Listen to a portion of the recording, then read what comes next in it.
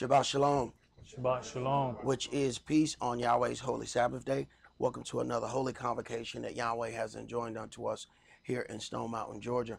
After listening to some of the comments after we did the sermon about the various translations of the Bible dealing with the Septuagint and the Masoretic text, there were a few questions, and they were it was good feedback for the most part, but it also brought out a few other questions and things where we really where most of the people are still questioning the name of Yah and not understanding the importance of the holy name of Israel, and us not understanding that we have allowed our true heritage and culture to be taken over by another people, and we take that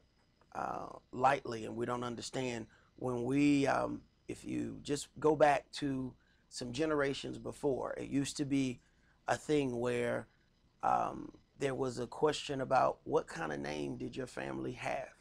It would always be when they saw someone, they would ask, who are your, who's your mom? Who's your daddy? They want to know who your folks, because this would then give them some kind of indication of how you're going to be as a person. And if that family had a bad name, you would find, fathers saying, who boy that is? That's who boy? No, you stay away from him. Because there were certain families that just had trouble in them, and they were just constantly trouble. And then there was others that were known for having a good name. So, a good name was something that was of high value. And I think at some point we have gotten past the good name of Israel and got into the good name of our personal names that we, of course, have no real stake in. But we will go through that as we get through the class. Let's begin today's, we're going to begin at Proverbs. But go ahead, brother, read the oracles and entreat the angel that stands at the door, that he may come in and sup with us, and that we may sup with him. 1 Peter chapter 4, verses 7 through 11. But the end of all things is at hand. Be you therefore sober, and watch unto prayer. And above all things have fervent love among yourselves, for love shall cover the multitude of sins. Use hospitality one to another without grudging. As every man has received the gift, even so minister the same one to another, as good stewards of the manifold grace of Elohim. If any man speak, let him speak as the oracles of Elohim. If any man minister, let him do it as of the ability which Elohim gives, that Elohim in all things may be glorified through Yahshua the Messiah, to whom be praise and dominion forever and ever. Amen. Ephesians chapter 4. Verses 29 through chapter 5 and verse 4. Let no corrupt communication proceed out of your mouth, but that which is good to the use of edifying, that it may minister grace unto the hearers. And grieve not the Holy Spirit of Elohim, whereby you are sealed until the day of redemption.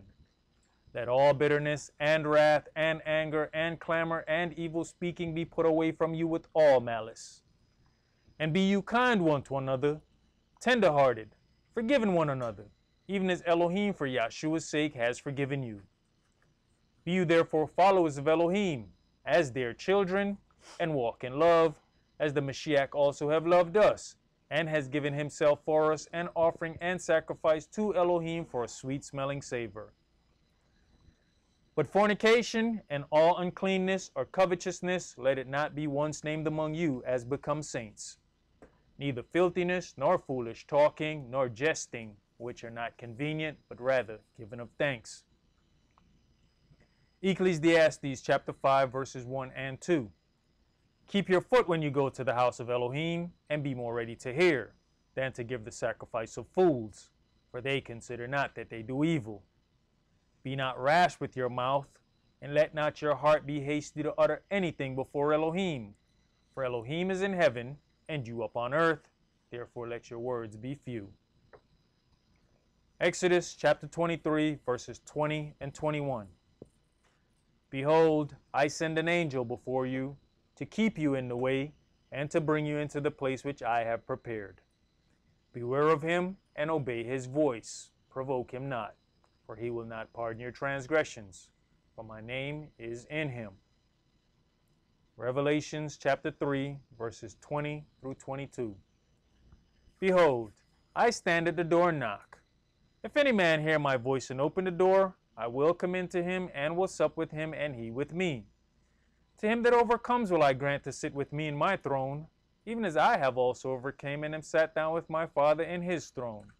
He that has an ear, let him hear what the Spirit says unto the churches. All right, let's begin today's sermon in Proverbs chapter 22. Proverbs chapter 22, and we're going to begin at verse 1. And today's sermon is entitled, Surnamed of YAH.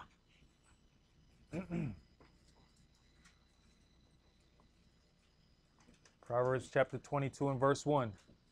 A good name is rather to be chosen than great riches, and loving favor rather than silver and gold. And today we don't consider that a good name is rather to be chosen than great riches. We put all our time and energy in getting as much money as we possibly can, but it never does occur to us, how are we being looked at on our way to achieving those things? What kind of legacy are we leaving behind us? What will the people end up saying about you and your offspring as you go out to search for these riches? Go ahead. The rich and poor meet together. Yahweh is the maker of them all. A prudent man foresees the evil and hides himself, but the simple pass on and are punished. Right. That means that you have to notice some things that are going on around you and see how things are developing, and realize that there's certain things that you got to step away from.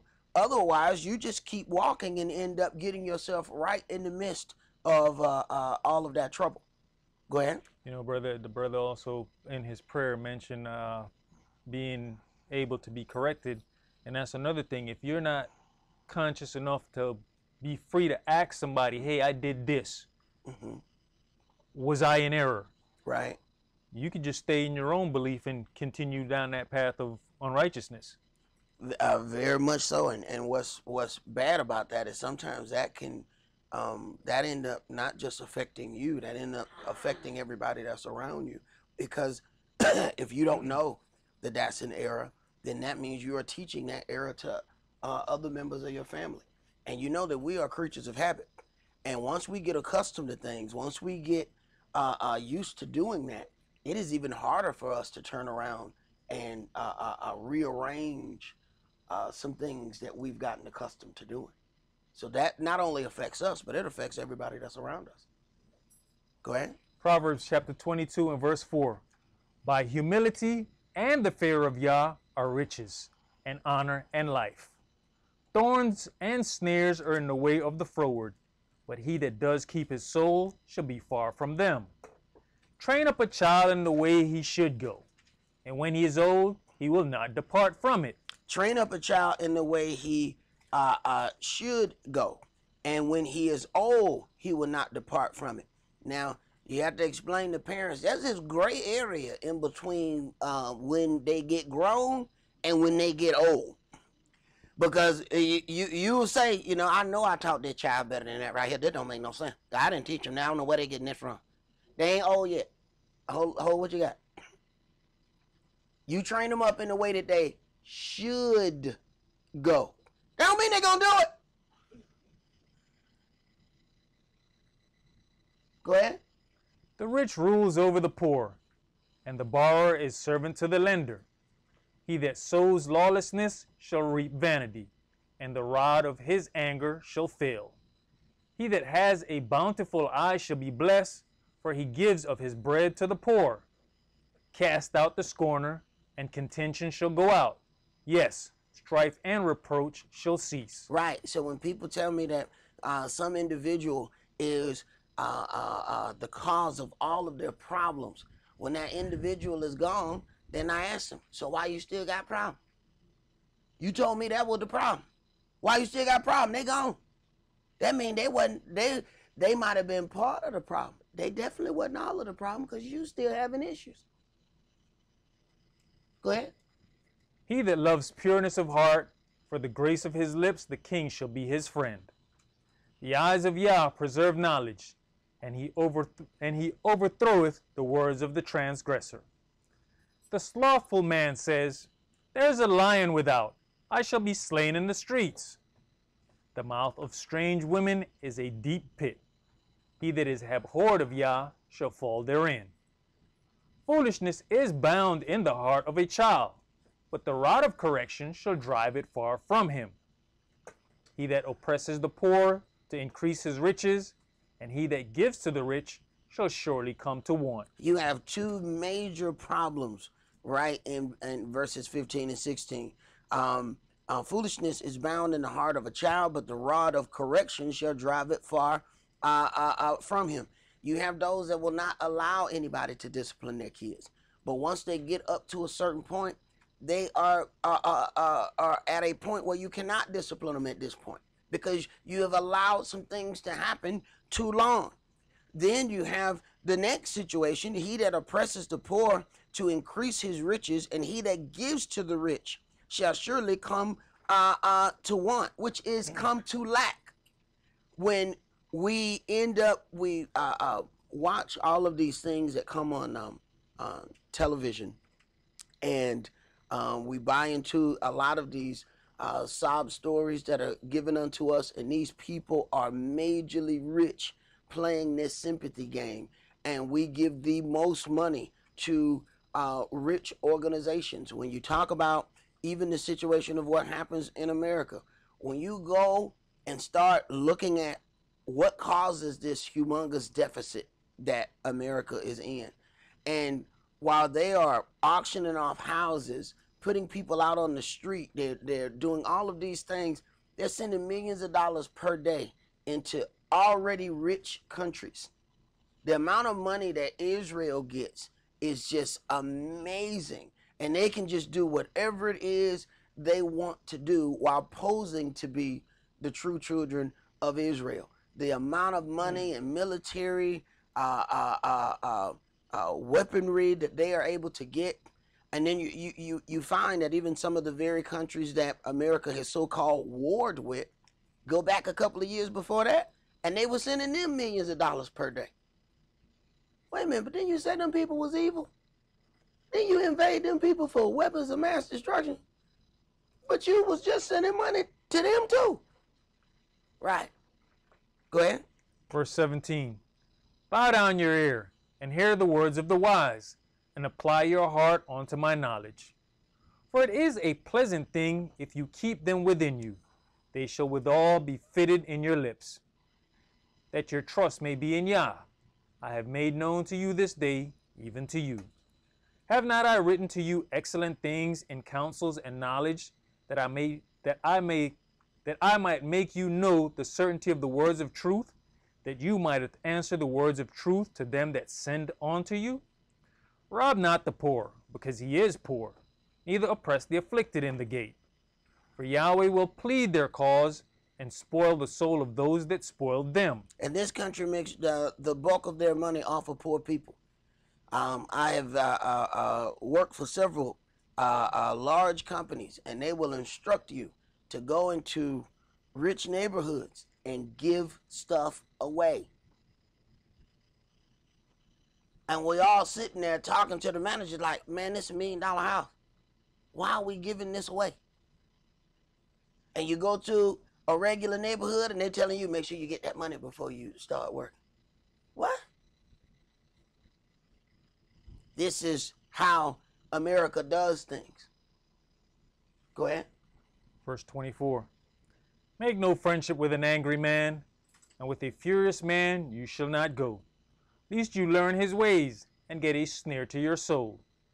Be not you one of them that strike hands, or of them that are sureties for debts. If you have nothing to pay, why should he take away the bed from under you? Remove not the ancient landmark which your fathers have set. Seeth you a man diligent in his business? He shall stand before kings. He shall not stand before mean men. Right. And when we talk about remove not the ancient landmark, we don't know how much that really does affect us with some of the things that are going on in the so-called Middle East.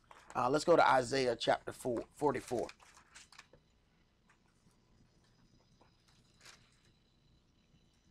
And they like to use this term Middle East because they want to separate that from Africa.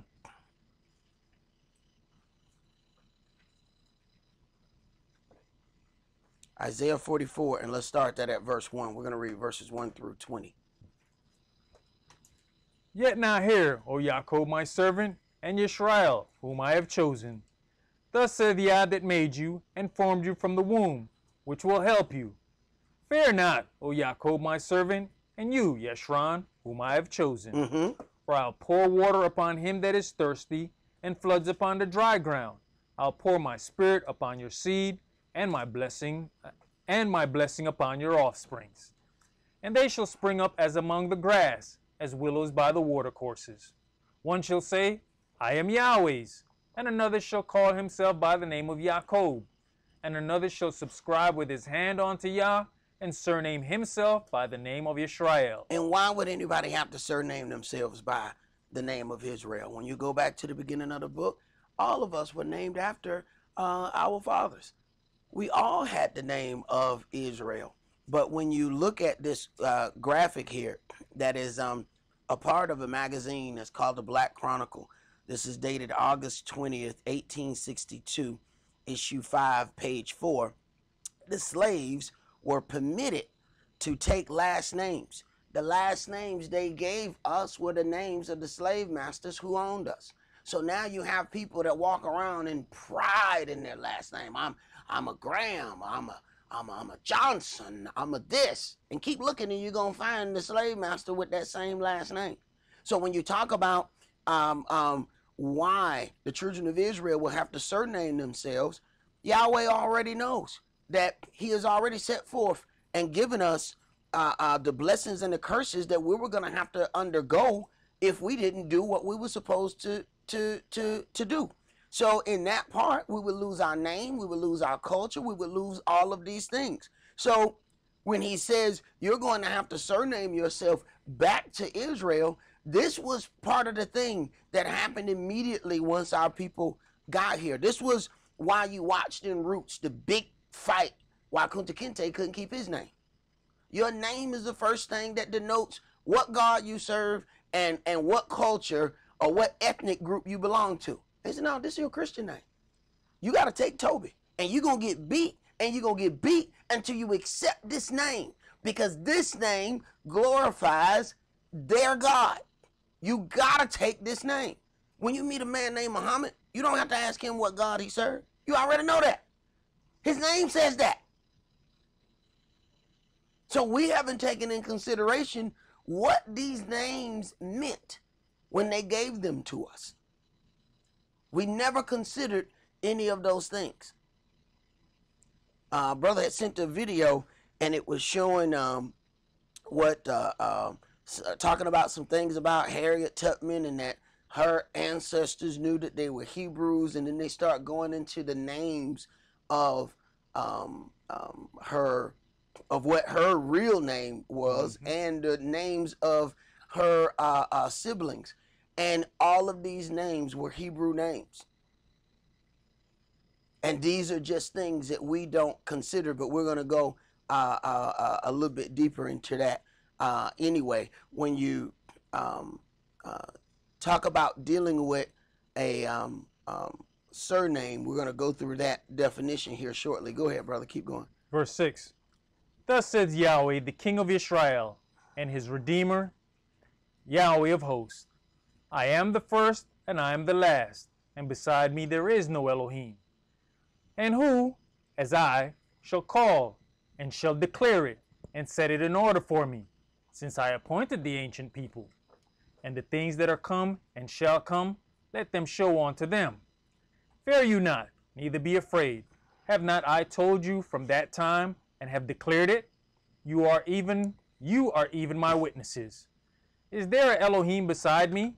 Yea, there is no Elohim, I know not any. So then we have to consider this relationship between Israel and Yahweh. You have Yahweh saying that you are my witnesses, but then he also says that you are the people with whom I'm going to show my glory. So that automatically puts a heavier weight on us than it does with anybody else.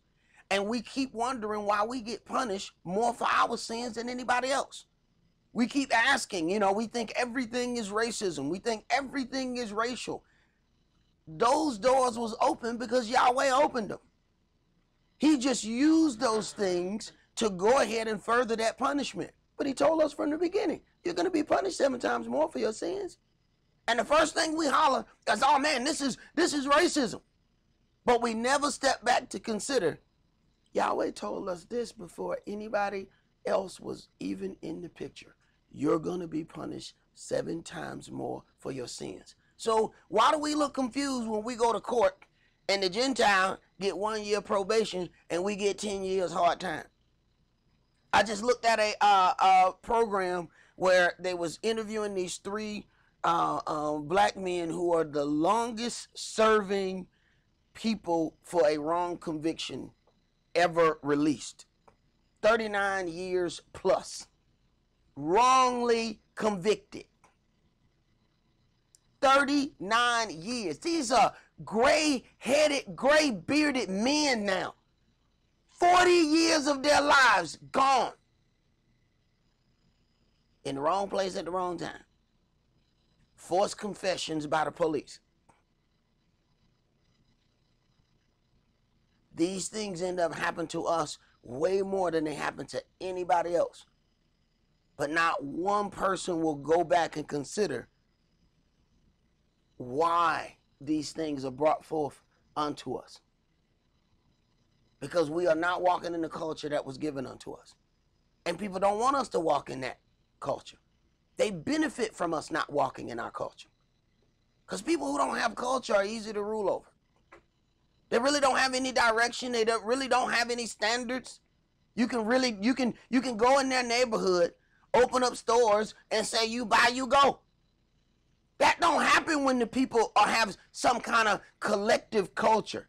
That don't happen in other people's neighborhood. You can't open up stores in other people's neighborhood and say no refund, no exchange. You buy, you go, and they still get rid. No. Them places don't operate like that in other people's neighborhood. They find out that they either get shut down or the people stop coming. Go ahead.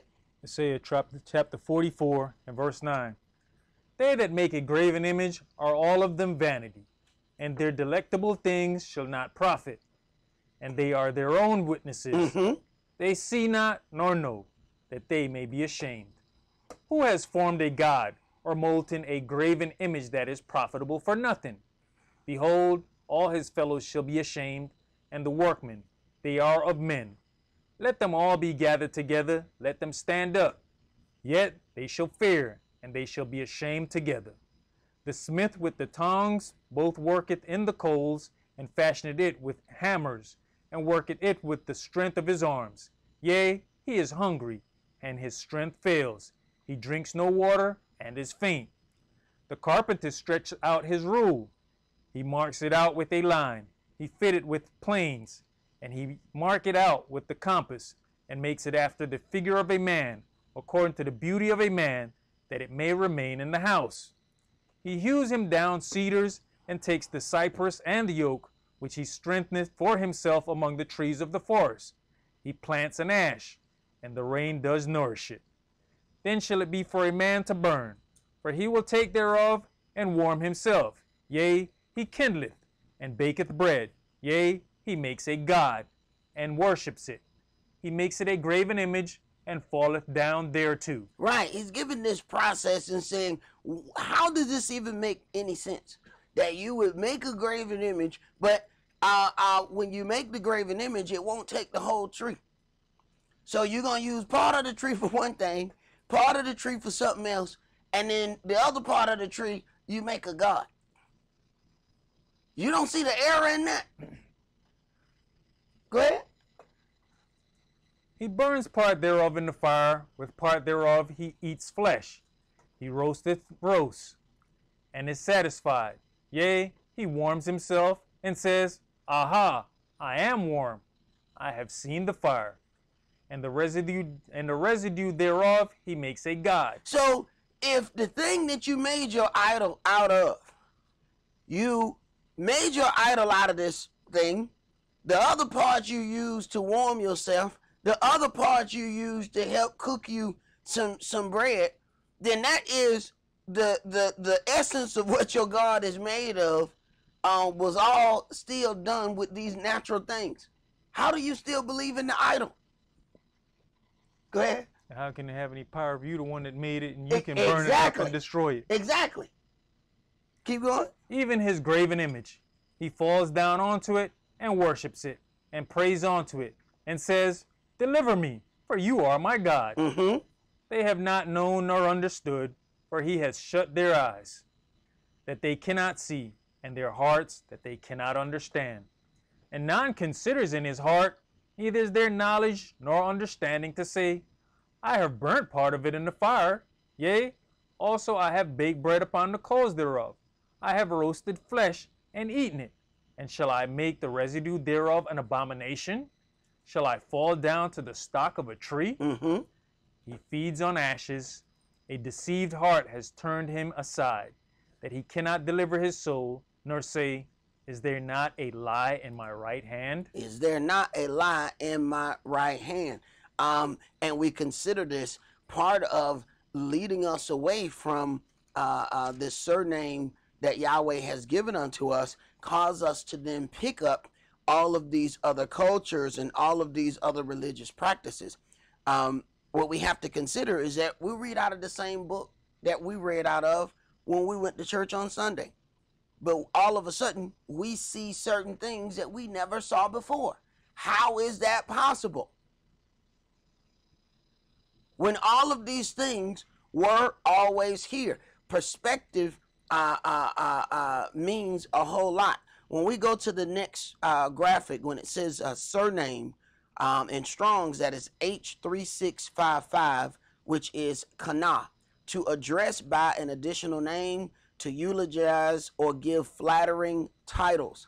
So then we understand as we go through reading this book that Yahweh has given multiple nicknames for the children of Israel.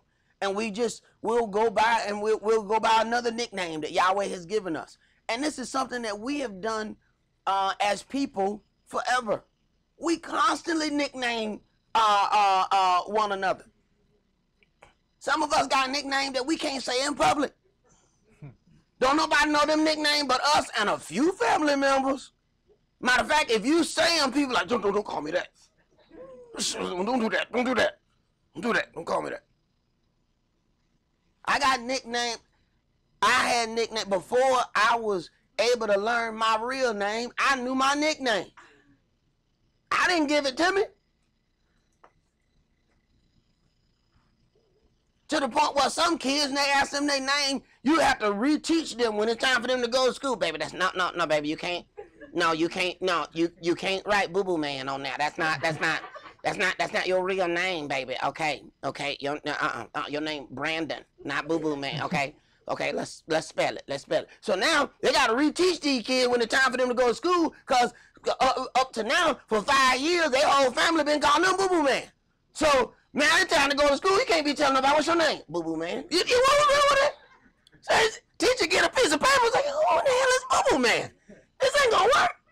So now you got to teach this boy his real name. This happens constantly amongst us. But that's how we operate. That's how our God operate. You'll start reading this book and run into another nickname that he has for Israel. And you're like, why does he keep nicknaming us? Same thing we do to each other. Let's go to the next graphic and want to go over this thing right here when we talk about surnaming and these names and what they mean. This is the Transatlantic Slave Trade Database. Understand, when they transported our people, this was a business, okay? Understand that the thing about business is that you have to keep accurate records, and normally for tax purposes or anything like that, they wrote down exactly how many slaves they put on the ship. And when they had problems, you'd find that they were trying to hide, and this is how they got caught, when they either overweighed the ship or they had to throw off some of them unruly island brothers, you know, as when they had to throw off, because, you know, them island brothers, they was like, me no be a slave man, no, throw me off, you know. So, you know, the island full of them brothers that just like would not be slaves. So they could tell by the shipping manifest. The shipping manifest said, wait a minute, it was 300 people on this ship. How is it you got here one but 150? How you got here? They count the numbers when the ship go in. It's like, well, a couple of them out there eating coconuts. We had to get rid of them brothers. They wouldn't let us do nothing else. We had to get rid of them brothers. So when you look at these names, notice on this database these names that end in Yah. See? So when you talk about these are our names as we got here, our names end in Yah. So then we go to the Christian names. Now understanding who we are, we go back to our culture and give ourselves the names that we had before. So understand, these people know all of this when we get here. They have the shipping manifest of everything. That's one thing you're going to find out about business and dealing with things about Euro Gentiles.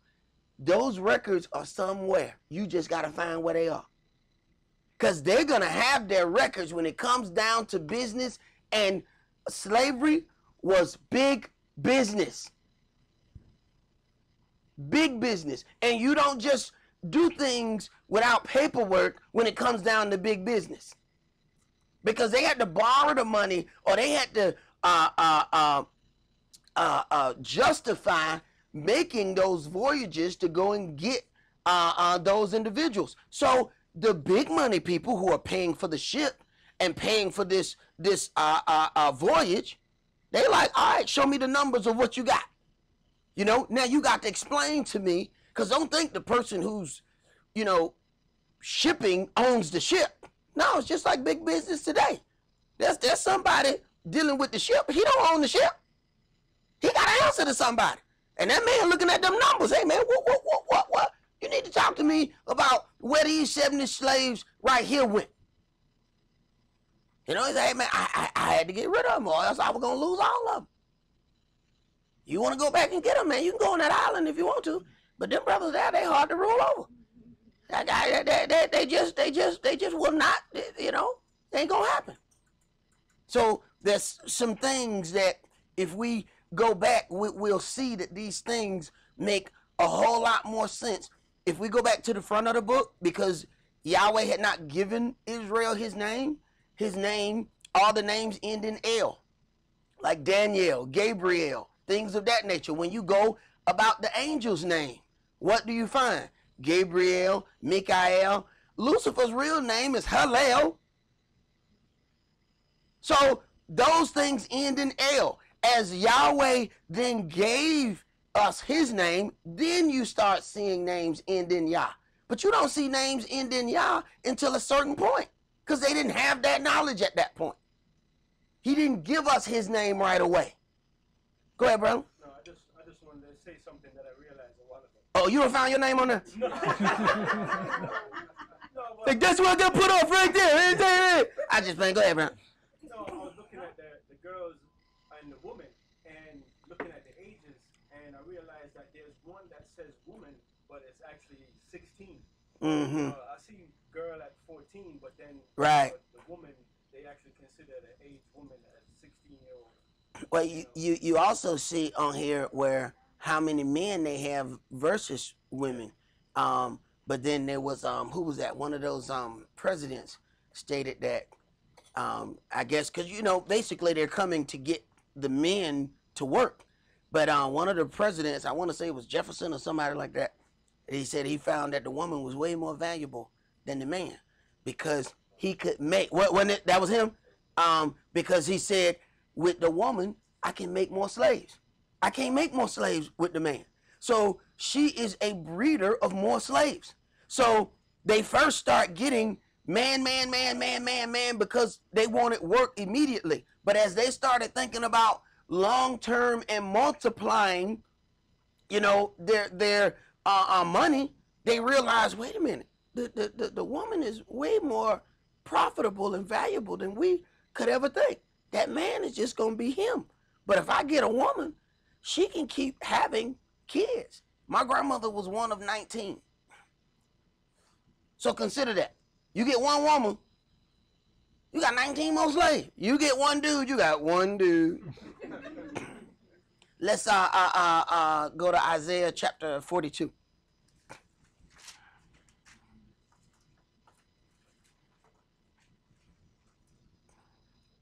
Says chapter 42 and verse 1. Behold my servant, whom I uphold, mine elect, in whom my soul delighteth. I have put my spirit upon him.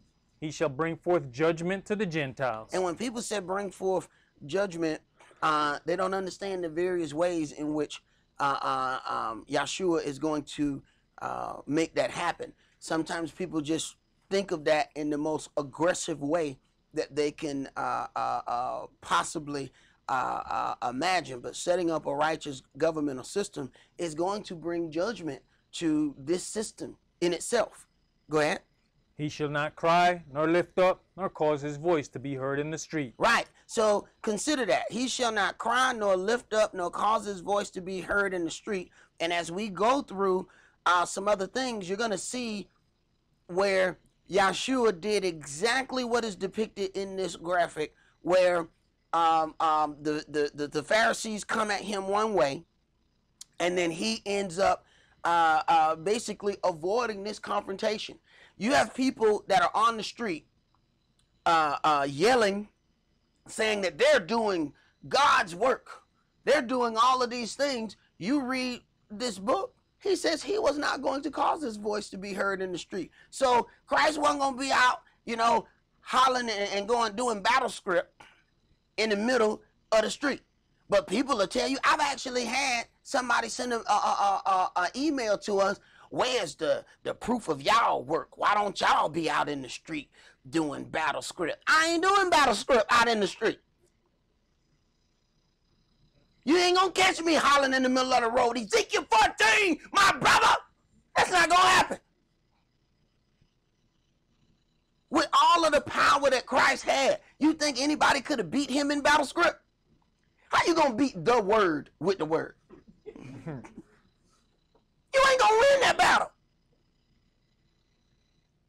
But a lot of these people have come out of other religious organizations and they were not told the truth. And the first time they heard the truth, this is how they heard it. So they think that this is normal to go out with a battle type mentality and go out with this battle mindset with the word, not trying to reach souls for, purification and being reborn. They're going out with the express purpose to fight. And that's not the mindset that Christ had. Now, is he going to bring forth righteous judgment? Yes, he is. But this whole battle type mentality, this is that Jerry Springer mindset. And you start doing that. Matter of fact, you get a lot of views if you put out them kind of videos. People love them kind of videos, But at the end of the day, you find out in Jerry Springer, all of the people who went there and acted ignorant on the show, they went back home poor. Only person that went home rich was Jerry. But everybody on there, Jerry. Right, Jerry the only one that went home with a check. the rest of them people that were fighting, shake dancing on the show and doing all kind of stupid stuff, they went right back home poor. Right. They mocking and laughing at the poor people, watching them do all of these things for 3 seconds for fame. But Jerry went home mega rich, not just regular rich. He went home extremely rich, letting these people make fools of themselves.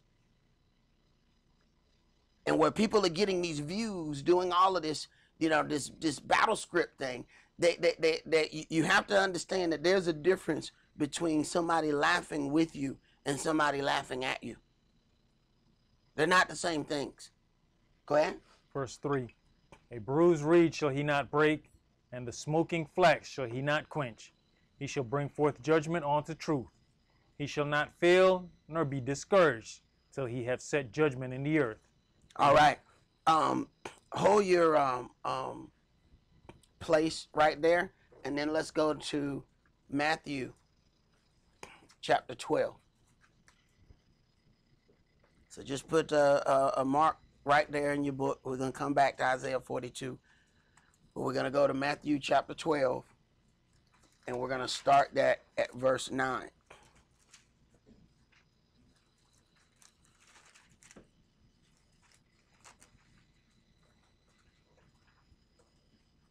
Matthew chapter 12 and verse 9. And when he was departed thence, he went into their synagogue. And, behold, there was a man which had his hand withered. And they asked him, saying, Is it lawful to heal on the Shabbat days? That they might accuse him. And he said unto them, What man shall there be among you that shall have one sheep, and if it fall into a pit on the Sabbath day, will he not lay hold on it and lift it out? Now, understand something. Yahshua had plenty of opportunity to say, oh, well, the law is nailed to the cross, so we're not going to keep the Sabbath anymore anyway. You don't have to just pay attention to what is said. Pay attention to what is not said. He could have ended the whole conversation. When people say, oh, the Sabbath is not dealt with anymore. We because of the resurrection, we keep it on another day. The Sabbath has to do with the creation of the earth and the day that Yahweh rested. What does that have to do with the Messiah? I ask people, okay, even after the Messiah was resurrected, ain't we still on the same earth? Or did we go somewhere else? I wasn't aware. Well, we're still on the same earth, right? Okay. So he has perfect opportunity to just end the whole conversation. But then he's saying how it is good to do good on the Sabbath day. Not that the Sabbath day was done away with. And then even when we get down to the part of him being crucified, they said it was the preparation day. As the sun was going down, it was becoming the Sabbath. They call it Good Friday. What's the next day after Friday? People say, well, we can't tell when the Sabbath is because they mess with the calendar so much. All right, well, what day come after Friday? Okay, there you go. We didn't need no PhDs for that, did we? Right. Read, man. Verse 12. How much then is a man better than a sheep? Wherefore it is lawful to do well on the Sabbath days. Then saith he to the man, Stretch forth your hand. And he stretched it forth, and it was restored whole, like as the other. Then the Pharisees went out and held a council against him, how they might destroy him. Right. So now the Pharisees have an issue, and they held a council against him. Go ahead. But when Yahshua knew it, he withdrew himself from thence, and great multitudes followed him, and he healed them all, and charged them that they should not make him known. Now, here's the thing. The Pharisees go out. They want to play battle script. Yahshua walks away and refuses to play battle script with the Pharisees.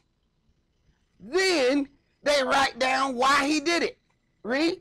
That it might be fulfilled which was spoken by Esaac the prophet, saying, Behold my servant whom I have chosen, my beloved, in whom my soul is well pleased. I will put my spirit upon him, and he shall show judgment to the Gentiles. He shall not strive, nor cry. The very thing we just read in Isaiah 42. So he's fulfilling prophecy by not playing battle script in the middle of the street with them. But the first thing people want to tell you when they're in the middle of the street playing battle script is they doing God's work. What God? Lucifer God too. He said, if you bow down and worship me, I'll give you all this stuff. Wait a minute, how he get that authority and that power? Who gave that to him? Yahweh did. Because he got a job he's supposed to be doing. Go ahead. Neither shall any man hear his voice in the streets. A bruised reed shall he not break, and smoking flax shall he not quench, till he send forth judgment unto victory. And in his name shall the Gentiles trust. Right. So then we see this scripture in the Old Testament. We then see the same scripture in the New Testament. And then we see the fulfillment of it in the New Testament of why he walked away. That he was not finna sit there and argue with these people in the middle of the street. So Yahshua had better sense than to sit there and argue with them while other people sit on the side talking about Jerry. He said, I ain't playing this game. Y'all, that's that Jerry Sprinkle crap. I ain't getting involved in that. I got better sense. Let them ignorant people sit there and deal with that. So he didn't just do stuff just to be doing it. There are things that happen within this part of the New Testament that you'll find he's doing because it was already written that this is what he was going to do. But if you just stay in the New Testament, you read this stuff and you kind of go past it and you don't know exactly why he's doing some of the things that he's doing. It just looks like he did some stuff. No. This was already set forth of what he was supposed to do. Let's go back to Isaiah chapter 42. I've had people call me and ask me if we would play a battle script with them. Yeah, they wanted to invite me to a battle script conference. It's just, they had the little ring, ding, ding, ding, ding. Are you ready to rumble? Yeah, the Bibles come out and hit each other. I was like, for real, bro? How many people we gonna save with that? Wow. Yeah, good luck on that. Isaiah chapter 42, and let's start that at verse 5.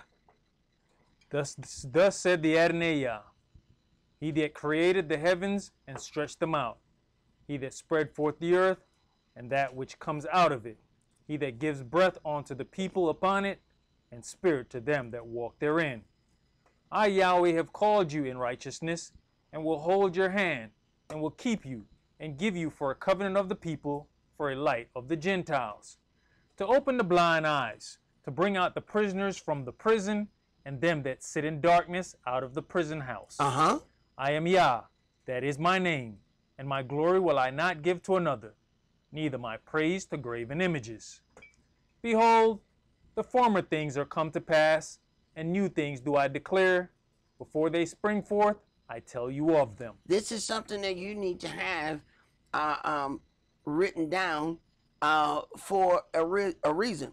Behold, the former things are come to pass, and new things do I declare. Before they spring forth, I tell you of them. So when you get down to the things that are concerning the children of Israel, Yahweh has already told you what we were going to encounter. We can go back to Deuteronomy 28 and understand every bit of the problems that we are having today. He says this is the power of Yahweh, that you understand who he is and that he is who he says he is. But this is also a clue to who you are in this book. Let's go to Isaiah chapter 46. Keep that marking in your book. We're going to come back to 42. Let's go to Isaiah 46, and let's read verses 8 through 13.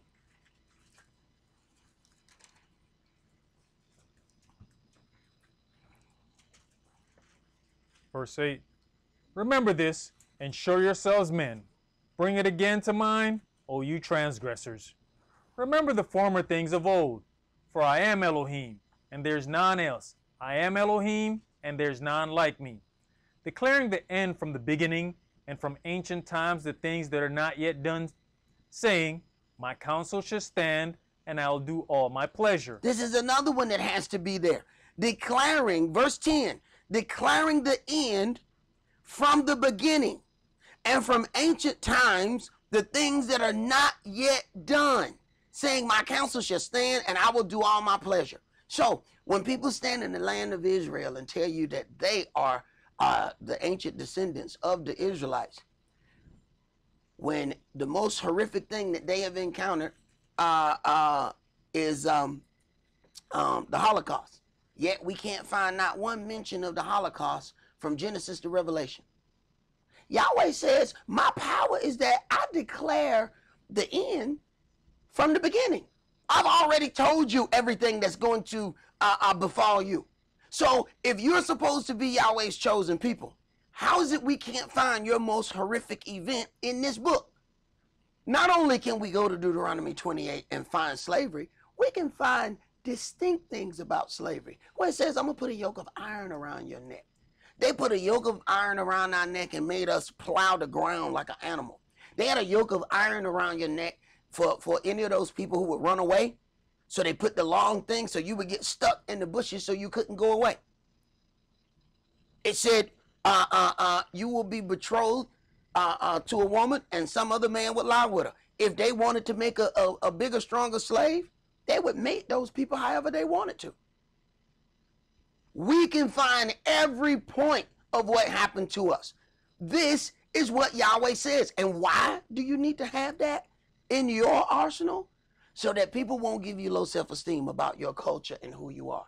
Because I've read the comments that are on some of those videos, and you have the Jewish who are converts. But what ended up happening, the converts, when the true Israelites were expelled from the land, now the converts running the house. Now they're claiming that they are the original descendants and that the house belonged to them. It's like you going on vacation and the servant said, well, they ain't never come back, so the house is ours. So now the person who supposed to answer the door telling you it's their door. Wait a minute, you the doorman. You don't own the house. But see, they even have laws for squatters. You know, if you squat in a place so long, you know they can't just throw you out, right? They're squatters' laws. So possession is 9/10 of the law. Once they get something and hold it for enough time, oh, you got to go all the way out to get your stuff back. That's why Yahshua got to do this job right here. Because they done held on to that stuff too long for them to just give that up. But you consider Yahweh's power, and he says it over and over again, is that I tell you the end before the beginning. And if we can find everything about us, some of the other things he says about that we're going to encounter, he has already said those things even before we got here. We can't find any mentioning of a gas chamber. We can't find any mentioning of a Holocaust or any of those things. We don't find any of that. And people will tell you, well, that doesn't mean anything. That's why you need to have these things there. So that when they try to come and tell you that the proof of who you are doesn't mean anything, then you say, well, what about Yahweh's statements that he tells the end before the beginning? So let's show me where, you know, any of the, because if you're his chosen people, then surely the things that are going to befall you are written in this book. Let's see if we can find them. And we can't find nothing of them, but we can find everything of you. Go ahead, brother. Did you finish that? It says chapter 46 and verse 11. Calling a ravenous bird from the east, the man that executeth my counsel from a far country. Yea, I have spoken it. I will also bring it to pass. I have purposed it. I will also do it. Hearken unto me, you stout-hearted that are far from righteousness. I bring near my righteousness, it shall not be far off, and my salvation shall not tarry. I will place salvation in Zion, for Israel my glory. Israel, my glory. So this is why a heavier weight is placed upon you. You are Yahweh's glory. You are supposed to present those things in the earth. So when you get off what you're supposed to be on, it then affects Yahweh. How can he not punish us? Let's go back to Isaiah chapter 42, and we're going to read verses 18 through 25. Verse 18. Hear, you deaf, and look, you blind, that you may see. Who is blind but my servant, or deaf as my messenger that I sent? Who is blind as he that is perfect, and blind as Yahweh's servant? Seeing many things, but you observe not. Opening the ears, but he heareth not. Yahweh is well pleased for his righteousness' sake. He will magnify the law and make it honorable. Right. And when we read what happened in the New Testament, we can very well see that he magnified the law and made it honorable. And it's very interesting how even today's church organizations say that the law is done away with, but when it comes down to certain things, they deal with it according to the laws of Moshe, and not the magnified law of Christ. The law of Moses talked about if a man was found any uncleanness in his wife, he could give her a bill of divorce. The magnified law of Christ says what Yahweh has put together, let no man cut asunder. Unless it is for fornication, there shall be no separation. And it is amazing how people who say, oh, you're dealing with that bondage, when it comes down to them being in a relationship that they want to get the hell out of, they go back to the Mosaic law. Wait a minute. Christ said in the New Testament. Wait a minute. So you jump past that? No, we out of here. I can't do it. Go home. He make me sick. I am out of here. Wait a minute. I thought you said you love Christ. Because see, Christ has magnified that law and made it honorable. There was one where it says you shall not kill. Christ said, if you angry with your brother for no reason, then you have murdered him already. So when we talk about magnifying the law and make it honorable, this is exactly what he did. But you have people angry with folk who ain't done not one thing to them. You ask folk, well, what's your problem? I don't know, I just don't like them. Hey man, that's not just. You can't just not like somebody. What they do to you? What sin have they committed against you? But see, we don't consider the magnified law of Christ. See, a lot of people read the book of Matthew and don't see no law. See, because we too busy shouting and dancing and having a good time, that we don't see the law that's in those gospels. And he's laying down law. He says, it was said of old time, thus and thus. But I say to you, that's a magnified law. So how did we go all these years listening to somebody tell us the law was nailed to the cross? So did you just go to sleep everywhere you seen this red writing? We had to be sleeping for 20, 30 years. How did we let somebody? That's because we paid attention to what was coming out of somebody's mouth instead of what was on that paper. He said one thing. Their doctrine said something altogether different. And when in doubt, believe Christ. Go ahead. Verse 22. But this is a people robbed and spoiled. Mm-hmm. They are all of them snared in holes, Uh-huh. and they're hid in prison houses. Now, he's talking about the children of Israel.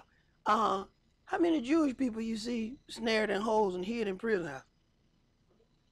He says, I tell you the things before they come about. See, when they decided that, okay, it's time for us to abolish this slavery, the prison industrial complex was built at the same time that they said slavery is over and the prison system began. It was created to make a new slavery. All them chain gangs, they would just come up and grab a brother. You guilty of such and such. That brother ended up working 10 years hard labor, doing all of these things, building railroads, doing all of this grueling labor. The prison system was a automatic thing of slavery. It didn't even come about until before that point. It was more Gentiles incarcerated than black people. All of a sudden, it turned around. Now there's more black people incarcerated than it is white people, because that became the new slavery. You got companies that were doing this convict leasing, and then they say, okay, we got away from it. They're doing the same thing now. They just have it in a more diverse way. But it's the same thing. It's privatized prisons. Then the prisons lend out their workers to companies that won't hire you out here on the street, but you end up working for that same company in the prison system. But that's not happening to other people. That's happening to us. And Yahweh already declared it in the book before we got here. So when other people say that they are the children of Israel, your question need to be, show me your proof. That means this book need to fit you. Go ahead. And their hidden prison houses, they are for a prey and none delivers, for a spoil and none says, restore. Verse 23, who among you will give ear to this? Who will hearken and hear for the time to come? Who gave Yaakov for a spoil, and Israel to the robbers? Did not Yah, he against whom we have sinned? Right. And that's something that we have to remember. Who did this to us? So when people go to claiming, oh, well, man, these white folks did this to us, these such and such, who gave Israel for a spoil? See, understand, nobody would have been able to do anything to us if we walked in the culture that we were given. Yahweh took our power away from us. See, this is the thing that Kanye couldn't understand when he was running off at the mouth, talking about slavery for 400 years. That sounds like a choice. It sounds like a choice. So you think the people chose to be slaves? But what he couldn't understand was, how is it that these people had no power in all this time? Because Yahweh took it. When Yahweh take the power of something, I don't care what you do, you are not going to succeed. Go ahead. For they would not walk in his ways, neither were they obedient unto his law. Therefore he has poured upon him the fury of his anger and the strength of battle, and it has set him on fire round about, yet he knew not. And it burnt him, yet he laid it not to heart. Right. So even with all of these things, we still don't lay it to heart as to why these things are happening unto us. People want to have forums about what black people need to do. We need to do this. We need to do that. We need to come together as a people. We need to do such and such. Never laying it to heart that we have completely walked against the culture of what's written in this book, which have then brought those curses closer and closer to us. Let's go to Isaiah 43 and start that at verse 19.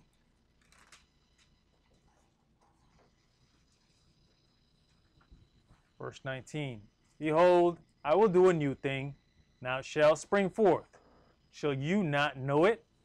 I will even make a way in the wilderness and rivers in the desert. The beasts of the field shall honor me, the dragons and the owls, because I give waters in the wilderness and rivers in the desert, to give drink to my people, my chosen. So as he makes a way for the children of Israel, even the animals are going to be blessed, because it's supposed to be a place where it's unlivable. This is how Yahweh gets his glory. So they say, yeah, them people going down there, they're going to go down there and die. Ain't nothing down there. That's barren land, man. That's dry, dusty stuff. They're going to be dead in a week. Come to find out, water done came out of nowhere, trees all over the place, because of you there. See, once we finish out those curses, see, what people fail to realize is there were blessings and curses given to the children of Israel. What we hear about is, all people want to talk about is the blessings of Israel. The blessings, the blessings, the blessings. Because we walked away from the culture, we ended up having to deal with the curses. But guess what happened when the curses are done? The blessings. Then you get back into the blessing part. So what we think, we have, people have called money blessing. So anytime somebody got some money, they say, oh my goodness, you are blessed. Yes, you are. You are so blessed. That means today you got money. But blessing meant way more than that. Way more than that. We have belittled blessing by calling it money. Go ahead. Verse 21. This people have I formed for myself. They shall show forth my praise. But you have not called upon me, O Jacob, but you have been weary of me, O Israel. Right. This people have I formed for myself. So you understand the jealousy of Yahweh. I formed you for me. And you're going to go and serve other gods that you think are holidays, that people have told you they're other things. I formed you for me. So his jealousy is activated. You're supposed to be for me. But look at what you do to these other individuals. It automatically activates his jealousy. Go ahead. You have not brought me the small cattle of your burnt offerings, neither have you honored me with your sacrifices. I have not caused you to serve me with an offering, nor wearied you with incense. You have bought me no sweet cane with money, neither have you filled me with the fat of your sacrifices. But you have made me to serve with your sins. You have wearied me with your lawlessness. I, even I, am he that blots out your transgressions for mine own sake, and will not remember your sins. Put me in remembrance. Let us plead together. Declare you that you may be justified. Your first father had sinned, and your teachers have transgressed against me. Therefore I have profaned the princes of the sanctuary, and have given Jacob to the curse. He given Jacob to the what? Curse. See, this is something that people don't want to talk about. The curse of Israel. Jacob is Israel. I have given Israel to the curse. But you start saying curse, and people like, oh man, I don't want to hear nothing about that. Man, that's what the blessings started off with. It's the blessings and the curses. This is in the beginning of the book. Yahweh had already declared this. You know, this was part of the contract. That's what a covenant is. It's a contract. And we signed the contract. All that you have said, Yahweh, we will do. We agreed to the contract. Then we broke it. So why is it confusing that Israel had been given to the curse? You agreed to the contract. We stood. We talked about these things. This is why you are his witnesses. Because you stood there. Your forefathers agreed to the contract. And then we broke it. So how else are we going to get back in our right position with Yahweh that we have to go through what is listed in the contract? So we go back to the front of the book and we read, these are all the things that's going to happen to you. Well, we got to play those out. But once we finish playing those out, then we get back those blessings. Go ahead. And Israel to reproaches. All right, let's go to chapter 45. It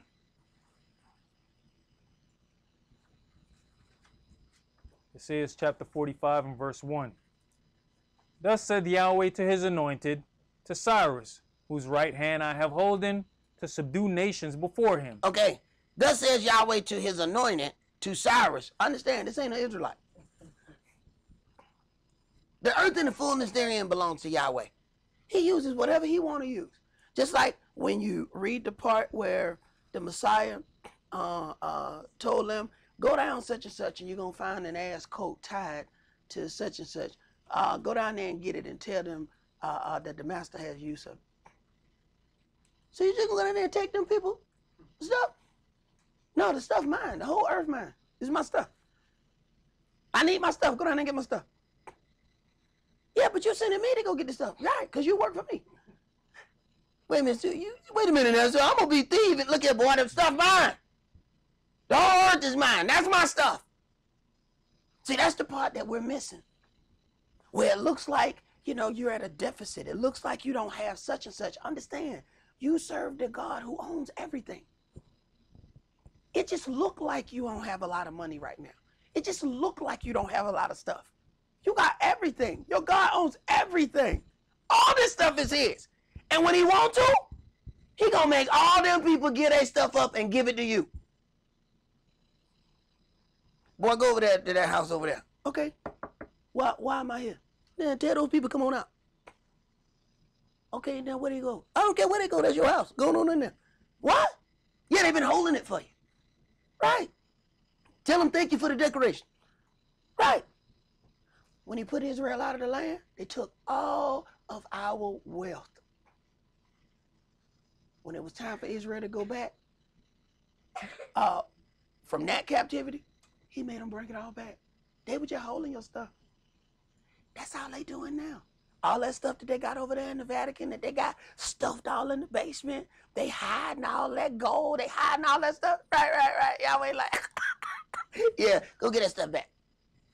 Yeah, my people back now. Go take all that stuff back. Yeah. Yeah, you Pope, dope, whatever you is, go and take that stuff back. Get all that stuff. Now, get everything out that basement. Get all that. Now take it back. Right. They just been holding your stuff. They think they got your stuff. They don't have your stuff. They holding your stuff. They working for Yahweh, don't even know it. See, this is how Yahweh trick people while they doing evil. They working for him and they don't even know it. They're going to have to return everything that they have stolen from you. Why you think on the way out of Egypt, he says, all right, now go ahead and borrow all this stuff. Right, it was time for your payment. Yahweh let your ancestors work. He let all of that labor be done. And on the way out, okay, now go on and get all this stuff. Yeah, get material, get silver, get jewels, get all this stuff. Bunch of people who just, we just walk around with stuff, you know. See, we used to getting that when we loot. See, you saw people in New Orleans, ain't no electricity nowhere, and the brother got a big screen TV. What the hell you gonna do with that? Ain't no electricity, bro. What you gonna do with the TV? I'm gonna plug this up to this tree, brother, and we're gonna sit down and watch the game. Bruh, what you gonna do? Brother about to drown because he trying to keep the TV out the water. Bruh, come on, bruh. Come on, bruh. Put the TV down, bruh. Man, don't you think you'd have been better off trying to get a boat, bruh? I think you would have been better served, bruh, trying to get a boat, bruh, than trying to get that television. No, Yahweh tells you to get things that's going to be of a real value. Get this material that you're going to make things out of and get this silver and gold. You can do everything with that. So getting a whole bunch of American dollars, that ain't going to be worth nothing once the place falls. There's going to be a whole bunch of Scott paper tissue. That's all that is. That's paper tissue. You ain't going to be able to do nothing with that. Having a bunch of that ain't going to do you no good. You need real currency that can be traded for other things. So Yahweh knows what he's doing. Go ahead, bro. You know, we don't consider why the Hamites or the so-called Africans gave us up in the slave trade. Because when we took over the Canaan land, they had houses and stuff built as well that we possessed. Exactly. Exactly. And see, this is also part of that punishment. When you don't do what you're supposed to do, and then you got these people who have suffered because of you, don't you think they remember that? Then you just open yourself up for retaliation when you don't do what you're supposed to do. Had we done what we were supposed to do, we wouldn't have had that issue. Go ahead. And I'll loose the loins of kings, to open before him the two levied gates, and the gates shall not be shut. Verse 2, I'll go before you and make the crooked places straight. I'll break in pieces the gates of brass and cut in sunder the bars of iron. I will give you the treasures of darkness and hidden riches of secret places, that you may know that I, Yah, which call you by your name, am the Elohim of Yisrael. For Yaakov my servant's sake, and Yisrael my elect, I have even called you by your name. So Yahweh will go and get other rulers to invade other places for your sake. See, these are things that we don't consider. So when we talk about the translation of the Septuagint, where this Bible was translated into Greek, our people were still in power. If Yahweh already knows, he says, I declare the end from the beginning. He knows that we're going to be sent into captivity. Don't you think he prepared for that? All right, go and translate this into Greek. So, but they thinking they doing it because this man over here requested it. So we'll go ahead and send some of our scholars to go ahead and interpret it. Yahweh sitting there like, no, that ain't why you interpret it.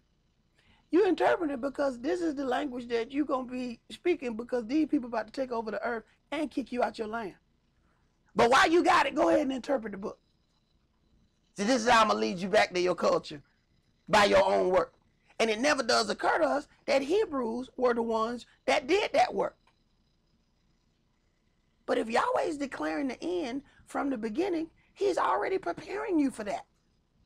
See, we limit our Elohim. This is why you got so many people saying, oh, if you really want to understand the Bible, you got to learn Hebrew. Right. Now, he done told you he's going to spread you across the four corners of the globe. He has told you, we know that Yahweh formed man out of the dust of the ground, but you don't believe that he prepared us for a voyage that he talked about in the first pages? Abraham was told, no, of a surety that your seed shall be in a stranger in a land that is not theirs, and they will serve and afflict them 400 years. Them in the first pages of the book. You don't think he prepared you for that? What kind of God you think you serve? Go ahead. I have surnamed you, though you have not known me. I am Yahweh, and there is none else. There is no Elohim beside me. I girded you, though you have not known me, that they may know from the rising of the sun and from the west that there is none beside me. I am Yah, and there is none else. I form the light and create darkness. I make peace and create evil. I, Yahweh, do all these things. Drop down, you heavens, from above, and let the skies pour down righteousness. Let the earth open, and let them bring forth salvation, and let righteousness spring up together. I, Yahweh, have created it. Woe unto him that striveth with his maker. Let the potsherd strive with the potsherders of the earth. Shall the clay say to him that fashioneth it, what maketh you? Or your work, he has no hands. Woe unto him that says unto his father, what begetteth you? Or to the woman, what have you brought forth? You know just how foul that is to the woman who, you know, when you say what have you brought forth? It's like, woman, what have you delivered? I deliver you, you little dumb boy. Go ahead. Thus saith Yahweh, the Holy One of Israel, and his Maker, ask me of the things to come concerning my sons, and concerning the work of my hands, command you me. I have made the earth, and created man upon it. I, even my hands, have stretched out the heavens, and all their host have I commanded. I have raised him up in righteousness, and I'll direct all his ways.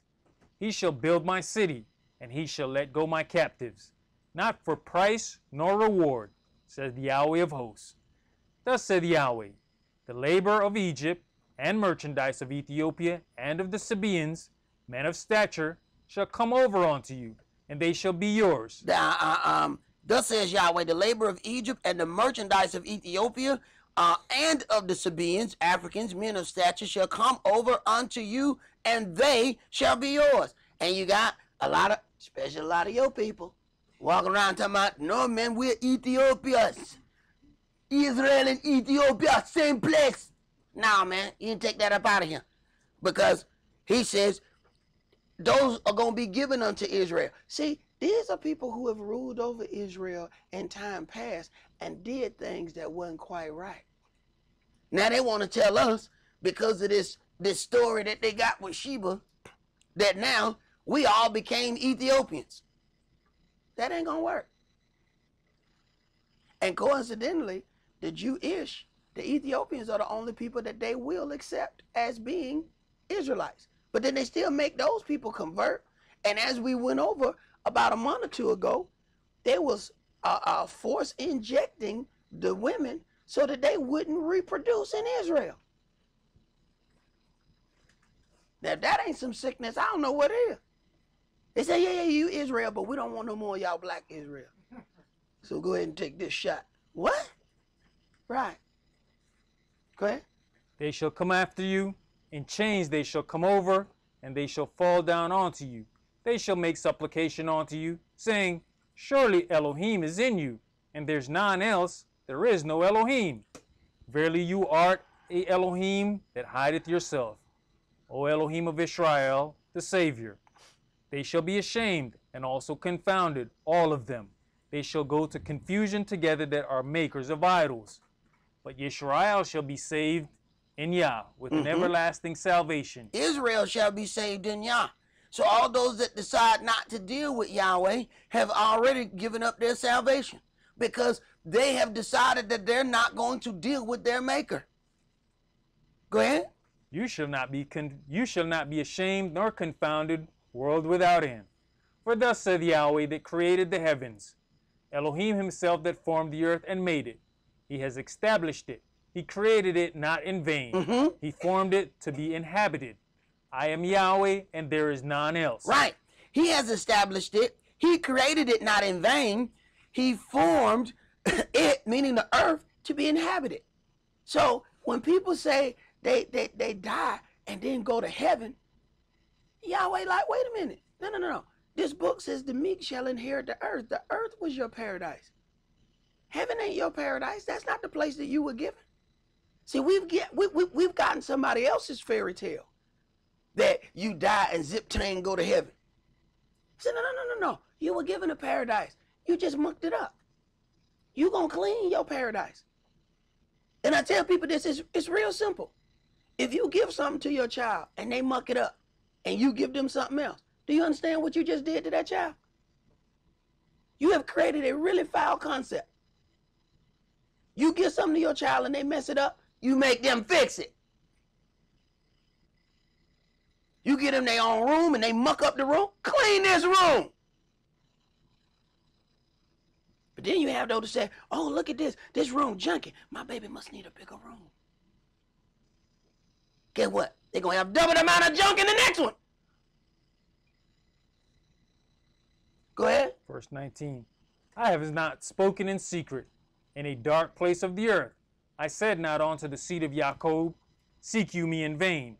I, Yahweh, speak righteousness. I declare things that are right. Assemble yourselves and come. Draw near together, you that are escaped of the nations. They have no knowledge that set up the wood of their graven image, and pray unto a God that cannot save. Tell you, and bring them near. Yea, let them take counsel together. Who has declared this from ancient time? Who has told it from that time? Have not I, Yah? And there is no Elohim else beside me, a just Elohim and a Savior. There is none beside me. Right. Who has told it from that time? Who has already declared these things from ancient time? So when people say that they are the children of Israel and they can't find the things of the plight of their struggles here on the earth, then you have to seriously question, how then are you the children of Israel? And then the deliverance of the children of Israel are going to happen by the movement of Yahweh, not by the declaration of some other country. Consider how the state of Israel was formed. It was not through the act of Yahweh. It was through an act of man saying that, oh, well, these people suffered in this land, so we're going to take this land and give it to them. That's not even how suffering goes. When somebody suffers in a land and they decide that they're going to pay them, they pay them from the place that they suffered. They so-called suffered in Germany, but they were given land in Israel. That don't even make sense. Go ahead, bro. No, I don't know if you ever seen, they speak of bringing back Israel home. They have like, a certain amount for a family, by flight. Right. But then it says the same way we came is the same way we're supposed to go. Right. Back. Right. It doesn't add up at all. No, it does not. Because you have to, the first question when they start talking about, most of the time they're trying to bring Russian Jews and stuff like that. And then the question is, well, how y'all got there? That's the first question. It was like, bring the Jews home, the Jews, God's people, bring them home. And they putting down big bucks for this, right? Okay, well, how they got there? Because see, according to the history books, in 70 AD, Emperor Titus came in, sacked Jerusalem, killed 1.2 million of the tribe of Yehuda, and sent the rest to work in the salt mines in Africa. The others they sent to Europe. They sent people to go in their arenas, which is coincidentally would be our football today, except they had to play to the death. Okay? So this is what the history books say. How they get to them places where they so-called bringing them? Because see, the last record that we have don't fit where y'all said that they coming from. But you know, we're a funny group of people. We only want to hear truth and facts from certain individuals, and that's respect of persons. And this is how we get caught hook, line, and sinker, because we're waiting for somebody else to say it. You know, we can put out a video saying one thing, and this is why I said, you know, the Euro Gentiles that belong to this congregation, they are of great value. Why? Because there's some of us that don't want to hear the truth unless a Gentile say it. Now I could write some of these very same things and give them to a few of the Gentiles we done baptized and tell them, read this for me. 10,000 people be standing at our door. Let me in! Let me in! Well, because we just let one of our Gentile brothers read it, or our Gentile sisters read it. Now they want to accept it. Right. That's that slave mentality that's still in there. They can only accept truth from certain individuals. Go ahead, brother. Isaiah chapter 45 and verse 22. Look unto me, and be you saved, all the ends of the earth. For I am El, and there is none else. I have sworn by myself, the word is gone out of my mouth in righteousness, and shall not return, that unto me every knee shall bow, every tongue shall swear. Surely shall one say, in YAH have I righteousness and strength, even to him shall men come, and all that are incensed against him shall be ashamed. In YAH shall all the seed of Israel be justified and shall glory. All right, let's go to our 1 Corinthians chapter 8.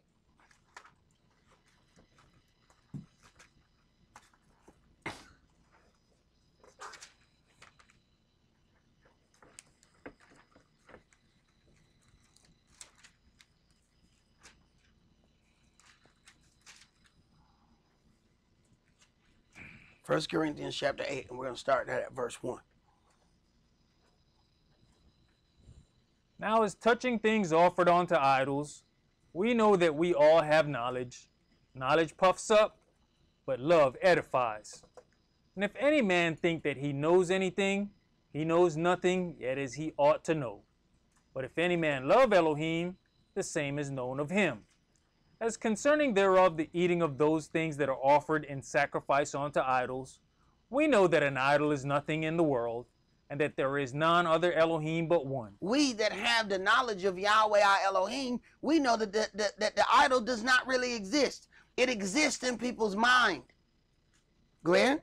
For though there be that are called gods, whether in heaven or in earth, as there be gods many, and lords many, but to us there is but one Elohim, the Father, of whom are all things, and we in him, and one Adonai, Yahshua the Mashiach, by whom are all things, and we by him. Howbeit there is not in every man that knowledge. Right. There is not in every man that knowledge. They don't really understand to that degree. Go ahead. For some with conscience of the idol unto his hour eat it as a thing offered unto an idol, and their conscience being weak is defiled.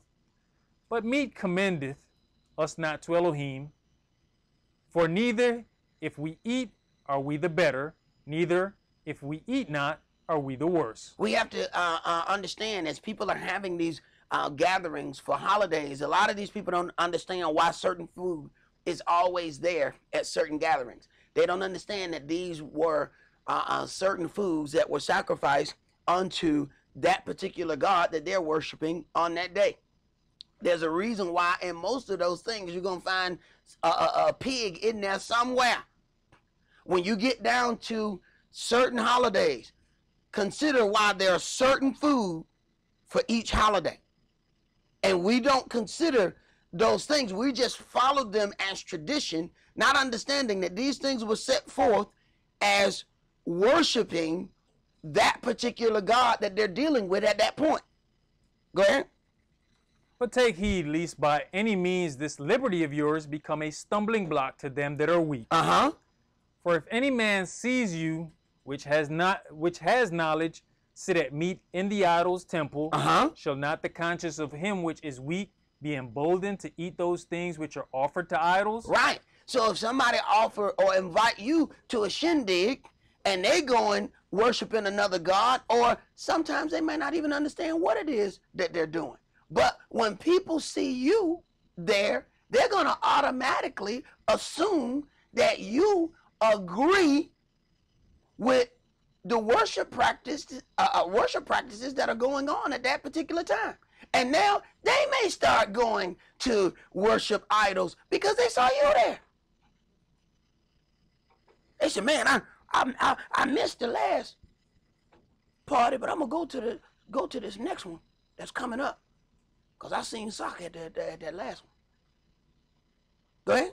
In verse 9, that liberty that he's speaking of is the fact that we have the knowledge that the idol is nothing. Right. Because we know it don't really exist. But then the person who does not know that, then they start going to those things, and now they are taken in by our very liberty has then killed this individual. Go ahead. Verse 11. And through your knowledge shall the weak brother perish, for whom the Mashiach died. But when you sin so against the brethren, and wound their weak conscience, you sin against the Mashiach. So not that we've sinned against, and see, this is what people say, well, show me where I sinned. Show me where it's a law, where I did such and such. When you led that person in their weak conscience into doing wrong. See, it's not so much that everything is a sin, because you can go back to the law of Moses and find it. When you led a brother in the wrong way, you sinned. When you led a sister in the wrong way, you sinned. And you didn't sin against them, you sinned against Christ. Go ahead. Wherefore, if meat make my brother to offend, I will eat no flesh while the world standeth, lest I make my brother to offend. All right, let's go to Deuteronomy chapter 12.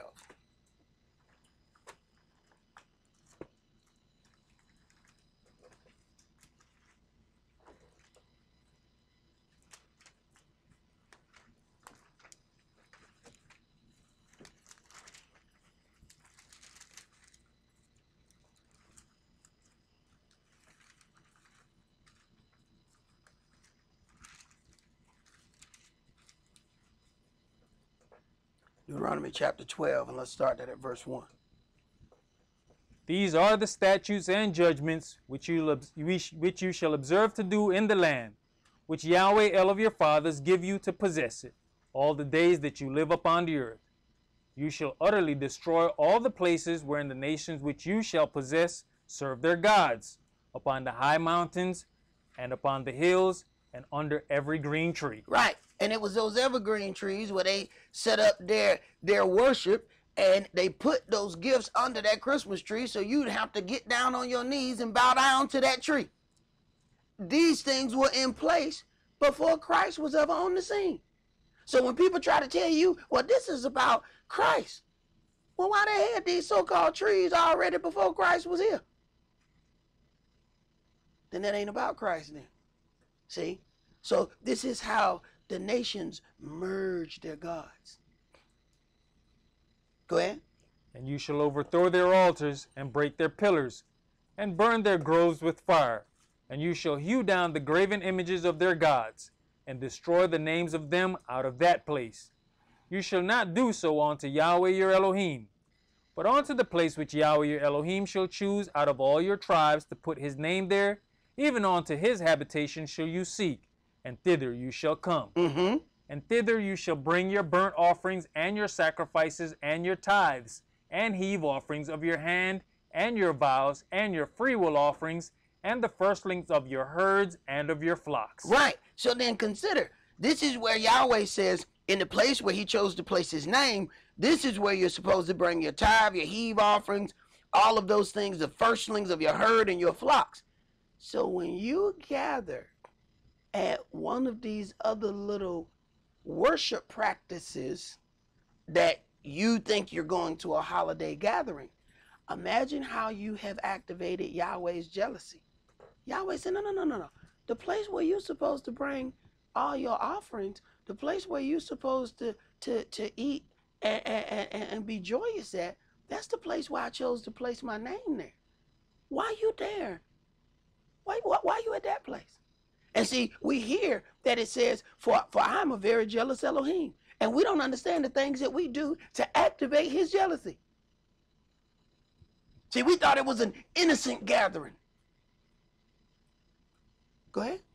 And there you shall eat before Yahweh your Elohim, and you shall rejoice in all that you put your hand unto, you and your households, wherein Yahweh your Elohim have blessed you. You shall not do after all the things that we do here this day, every man whatsoever is right in his own eyes. For you are not as yet come to the rest and to the inheritance which Yahweh your Elohim gives you. But when you go over Jordan and dwell in the land which Yahweh your Elohim gives you to inherit, and when he gives you rest from all your enemies round about, so that you dwell in safety, then there shall be a place which Yahweh your Elohim shall choose to cause his name to dwell there. Thither shall you bring all that I command you, your burnt offerings and your sacrifices, your tithes and heave offerings of your hand, and all your choice vows which you vow unto Yah. So Yahweh then gave us this instruction before we got a place. He's telling you all of this stuff beforehand.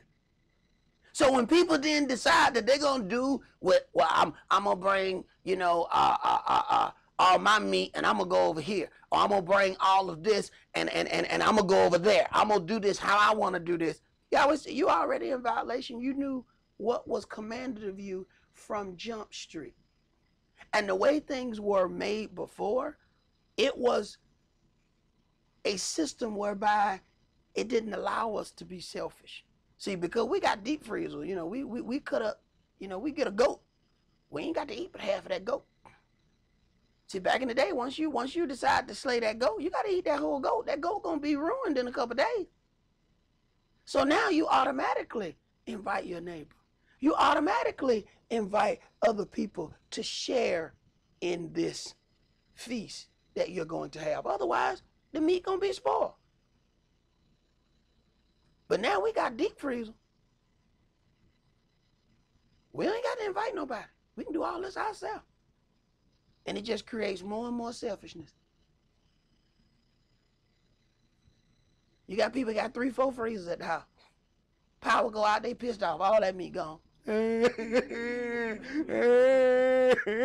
you got to start over. Right. Go ahead. Verse 12. And you shall rejoice before Yahweh your Elohim, you and your sons and your daughters, and your men servants and your maid servants, and the Levite that is within your gates. For as much as you have no part, for as much as he has no part in nor inheritance with you. Right. The Levite has no inheritance like the rest of the children of Israel. Therefore, the children of Israel take care of the Levites, which are the priests. This is the way that is supposed to work. But we have watched people take advantage of how these things are set up to where now you got preachers that have planes and landing gear, airport in their backyard. Now we watch those things, and now we're going to completely walk against our culture because we watch other people abuse it. So you don't throw the baby out with the bathwater. Go ahead. Take heed to yourselves that you offer not your burnt offerings in every place that you see it, but in the place which Yahweh shall choose in one of your tribes. There you shall offer your burnt offerings, and there you shall do all that I command you. Notwithstanding, you may kill and eat flesh in all your gates, whatsoever your soul lust after, according to the blessing of Yahweh your Elohim, which he has given you. The unclean and the clean may eat thereof, as of the roebuck and as of the hart. Only you shall not eat the blood. You shall pour it upon the earth as water. Right, and we understand that we have to cook our meat thoroughly, so that it is not blood in the meat.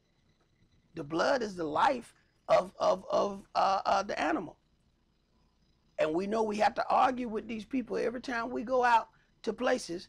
When they ask you how you want your steak done, well done. Sometimes, man, them folk be fighting with you. Every time I go to Golden Corral, I got to fight with somebody. I said, brother, that's not well done. Oh, you want me to burn it then? Well, burn it, man. Set a fire on it. Cook my meat all the way through. That is wickedness. We are not to do that. And we are not to let other people see. This is the thing. When you don't understand your culture or you don't stand in it strong, other people can convince you out of it. You have to hear your stuff enough for you to be able to stand strong in it. Otherwise, they're going to talk you out of it. Go ahead. Verse 17. You may not eat within your gates the tithe of your corn, or of your wine, or of your oil, or of the firstlings of your herds, or of your flock, nor any of your vows which you have vowed, nor your freewill offerings, or heave offering of your hand. But you must eat them before Yahweh your Elohim in the place which Yahweh your Elohim shall choose.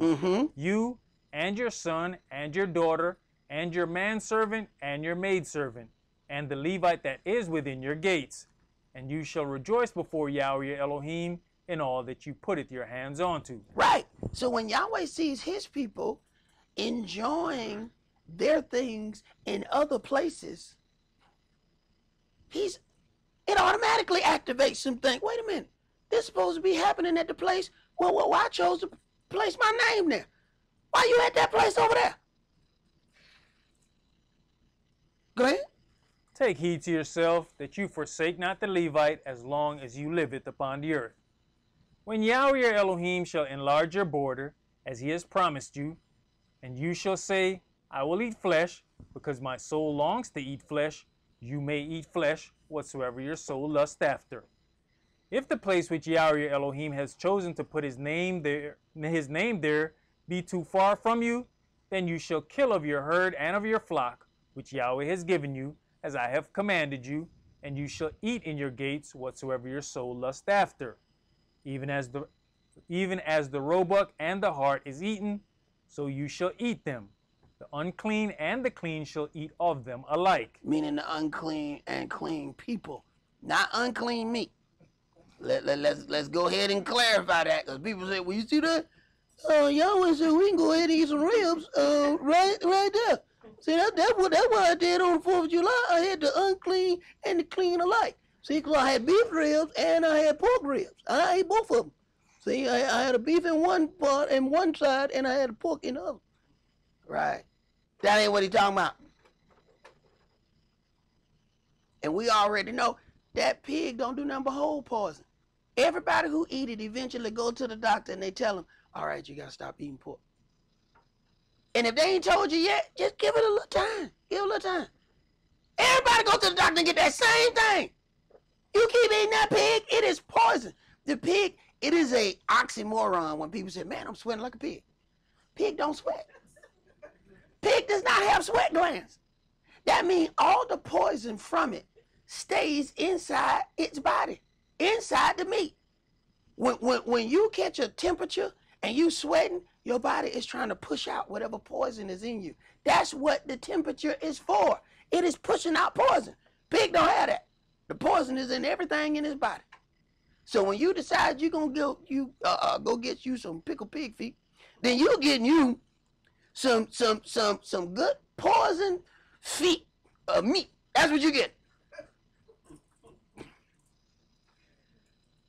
Right. And it can't be poison. If a poisonous snake bite a pig, the pig gonna win that fight. Because normally the poisonous snake bites something, and then the poison take over, and that thing go down, and the pig and the snake go on about his business, or he eat whatever it is. Pig gonna win that fight because you can't poison him. So every time, the snake bite him, pig just, that's it. But, you know what I'm saying? But he keep on going, you know what I'm saying? But eventually, snake gonna get tired. And he finna be a nice little meal for the snake, for the pig. See, that don't work with other animals. But this thing was created as a garbage disposal. It cleans the earth. It eats whatever and cannot be poisoned. A pig can eat a whole body, bone and all. There ain't no other animal that can do that. You ain't supposed to eat that. So when you eat a pig, you have to consider what all you eating. You might be eating some other people. You know what, James is delicious. Right. Go ahead, bro. Deuteronomy chapter 12 and verse 23. Only be sure that you eat not the blood, for the blood is the life, and you may not eat the life with the flesh. You shall not eat it. You shall pour it upon the earth as water. You shall not eat it, that it may go well with you, and with your children after you, when you shall do that which is right in the sight of Yah. Only your holy things which you have, and your vows, you shall take, and go unto the place which Yahweh shall choose. And you shall offer your burnt offerings, the flesh and the blood, upon the altar of Yahweh your Elohim. And the blood of your sacrifices shall be poured out upon the altar of Yahweh your Elohim, and you shall eat the flesh.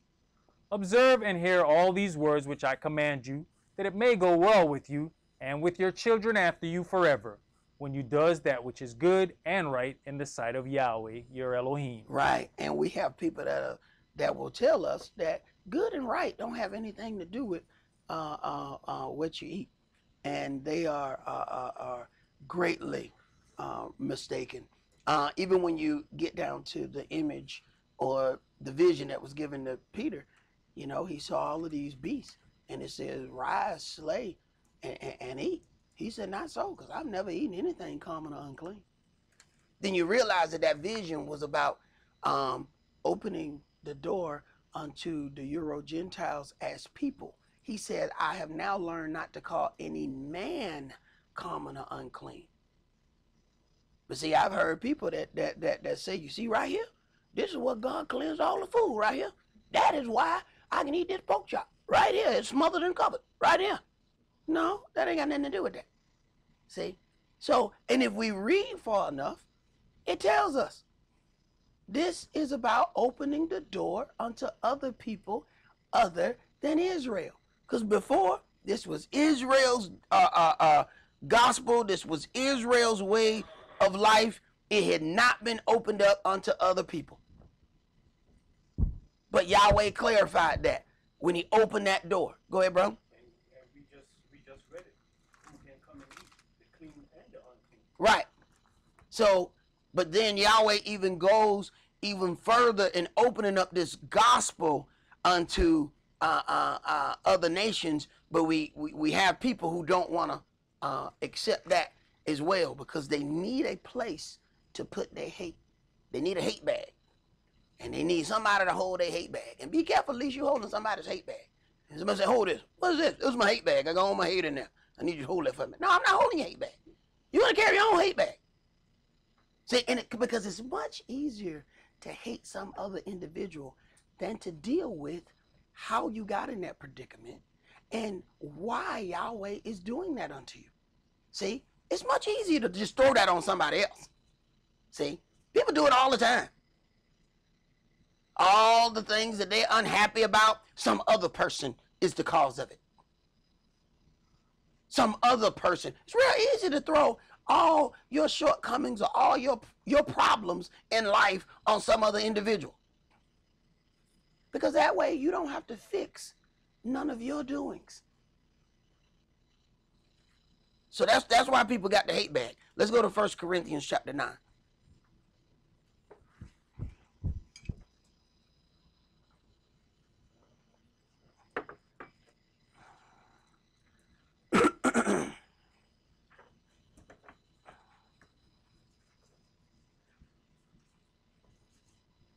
1 Corinthians chapter 9 and verse 1. Am I not an apostle? Am I not free? Have I not seen Yahshua the Mashiach, our Adonai? Are not you my work in the Adonai? If I be not an apostle unto others, yet doubtless I am to you.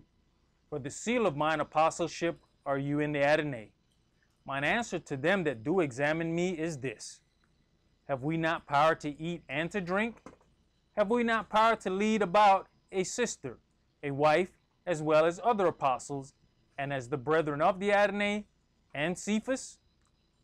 Or I only and Barnabas? Have not we power to forbear working? Who goeth a warfare any time at his own charges? Who plants a vineyard and eats not of the fruit thereof? Or who feeds a flock and eats not of the milk of the flock? Say I these things as a man, or saith not the law the same also? For it is written in the law of Moshe, you shall not muzzle the mouth of the ox that treads out the corn. Does Elohim take care for the oxen? Or saith he it altogether for our sakes? For our sakes, no doubt, this is written, that he that ploweth should plow in hope, and that he that thresheth in hope should be partaker of his hope. If we have sown unto you spiritual things, is it a great thing if we shall reap your carnal things? If others be partakers of this power over you, are not we rather? Nevertheless, we have not used this power, but suffer all things, lest we should hinder the gospel of the Mashiach. Do you not know that they which minister about holy things live of the things of the temple, and they which wait at the altar are partakers with the altar? Even so has the Adonai ordained that they which preach the gospel should live of the gospel. But I have used none of these things, neither have I written these things, that it should be so done unto me. For it were better for me to die than that any man should make my glorying void. For though I preach the gospel, I have nothing to glory of, for necessity is laid upon me. Yea, woe is unto me, if I preach not the gospel. So even though he preached this gospel, this man still had a job as well. It says, for his job was a tent maker. He didn't just go around and doing the word and make those people take care of him. Even though he says, this is the way the culture is, this is the way what's supposed to be done. The people are supposed to take care of the Levite. That man still worked.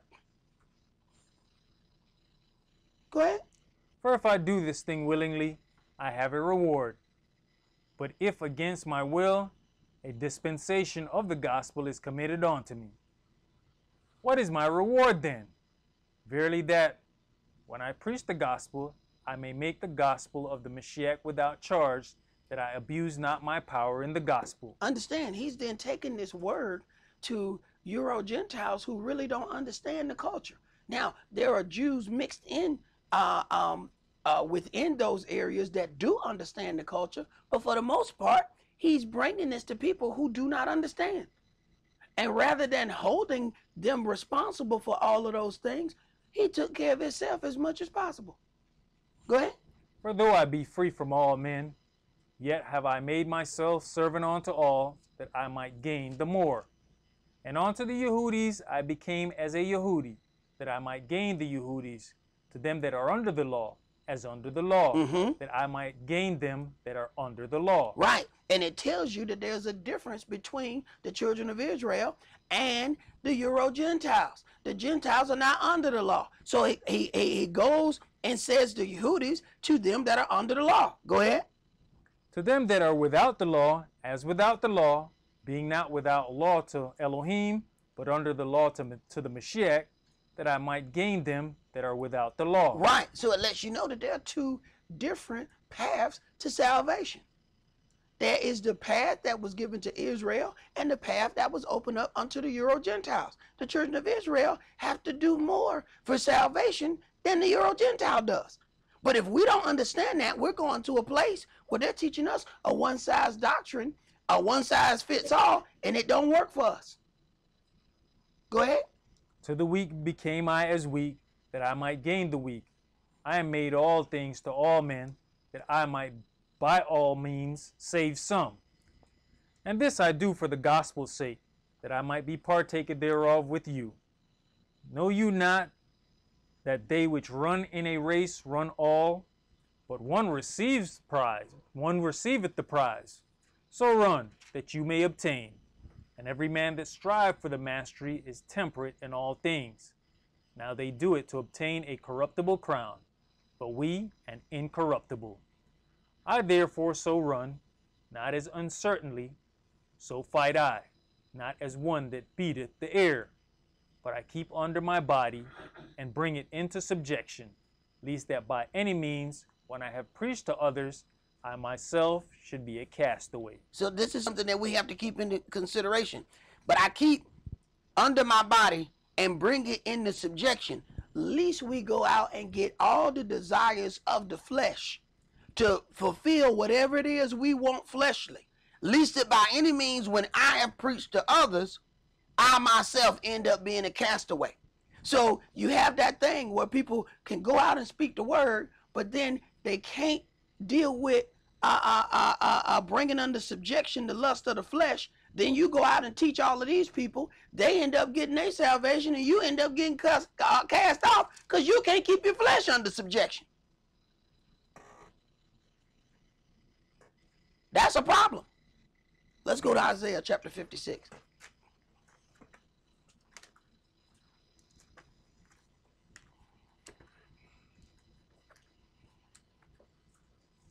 $762.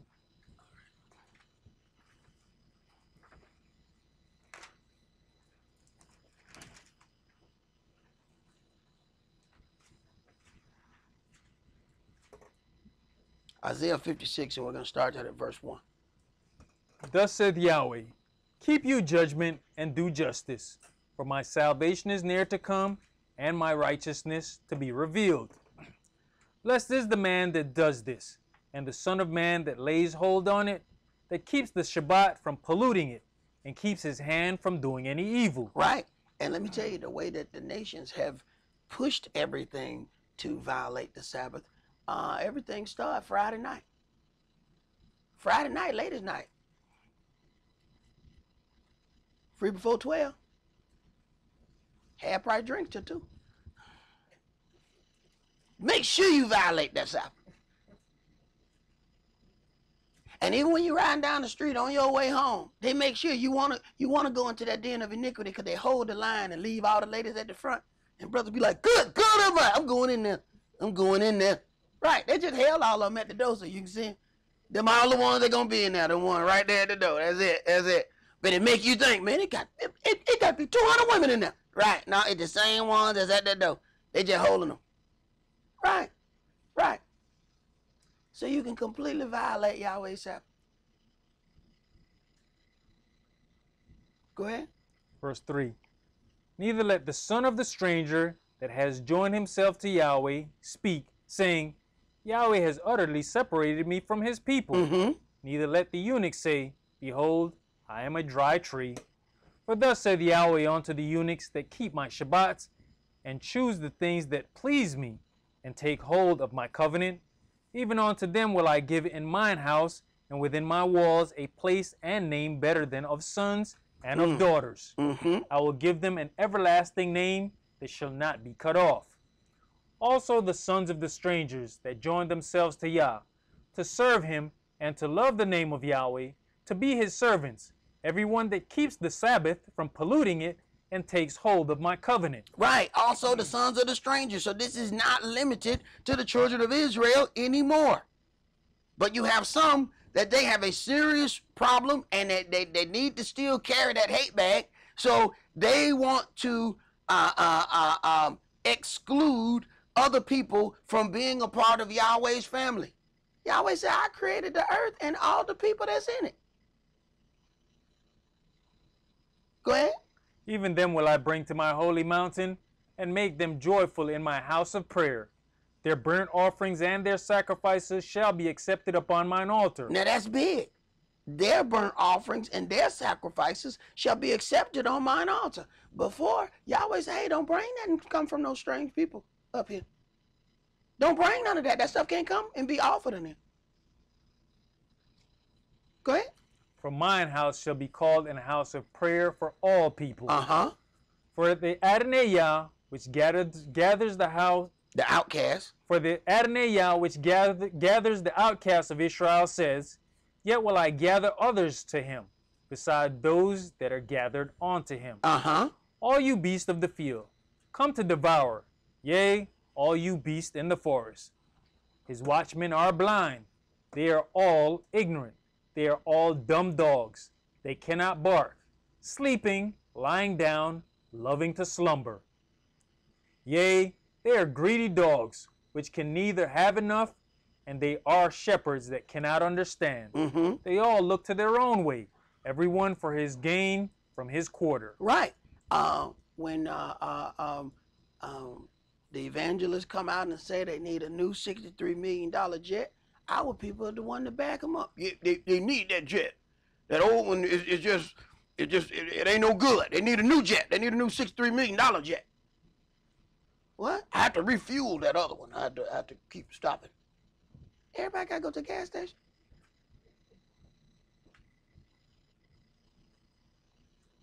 See, we teach people how to rule over us.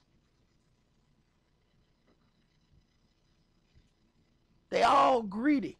Everyone after his own quarter. And we think that that's a logical, that request makes sense. No, that request don't make no sense. Go ahead. Come you, say they, I will fetch wine, and we will fill ourselves with strong drink, and tomorrow shall be as this day, and much more abundant. All right, let's go to chapter 62, and let us hear the conclusion of this matter. Isaiah 62. And let's start that at verse 1. Verse 1. For Zion's sake will I not hold my peace, and for Jerusalem's sake I will not rest, until the righteousness thereof go forth as brightness, and the salvation thereof as a lamp that burns. And the Gentiles shall say your righteousness, and the Gentiles shall see your righteousness, and all kings your glory. Right. They can't see that right now, because what the nations show on their television is nothing but demeaning views of us. I was just looking at the television the other day, and it was showing this. Well, they were showing various things, but they got to a point where they were showing a guy, and it was a Caucasian, a white guy who had looked like the girl he was dating straight disappeared. They can't find her. They think he murdered her. They offered certain pictures of him. Then they showed the black people. They showed a black girl that says she stole from a housekeeper. They zoomed in on her picture like she was a mass murderer. I was like, she stole something. This dude was a murderer, and they showed him like 2 seconds. But when they show black people, they zoom in on the picture, and there's a certain thing that you have to understand. When something is so large, it is like they're in your face. That automatically gives you the impression that this person is aggressive, or to stay away from those people. So they are mentally presenting the thought process that we are to be feared, that black people are something for you to look at aggressively, and it's the news that's doing this. You look, and the same, a Gentile has to do something horrific for them to show a zoomed in picture of him and stay on it. The guy who went into that office and killed like 5 or so people, man, they showed him on the screen like this, and it was a zoomed out picture. We steal a can of soda. They got the picture zoomed in like you stole a whole store and killed a few people on the way out.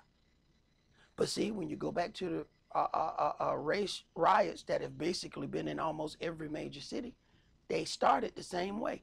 They had newspaper articles that were inflammatory news articles about black people.